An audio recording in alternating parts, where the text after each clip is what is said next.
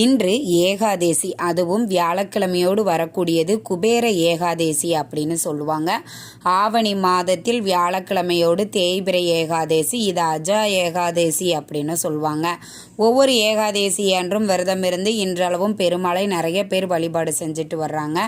அது மாதிரி உங்களுக்கும் விரதம் இருந்து வழிபாடு செய்ய முடியும் அப்படின்னா தாராளமாக செய்யலாம். ஏன்னா ஏகாதேசி விரதம் அப்படிங்கிறது மிக மிக உயர்ந்த ஒரு விரதமாகும். அதே மாதிரி பண வரவை நம்மளுக்கு அதிகப்படுத்துவதற்கு இன்றைய நாள் இந்த ஒரு பொருளை மறைத்து வையுங்கள். என்ன அப்படின்னு பார்த்தீங்கன்னா 5 ரூபாய் நாணயம். குபேர ஏகாதேசியாக இருப்பதால் வியாழக்கிழமை குபேரருக்கு உகந்த நாள், குபேரருக்கு உகந்த எண் 5. அப்படி 5 ரூபாய் நாணயத்தையும் பணவரவை அதிகப்படுத்தக்கூடிய ஒரே ஒரு ஏலக்காய், இது இரண்டையும் உங்கள் வீட்டு துளசி செடி இருக்குது, மாடம் இருக்குதுன்னா அதில் லைட்டாக பறித்து இந்த இரண்டையும் மூடி வச்சிருங்க. இப்படி வைப்பதனால்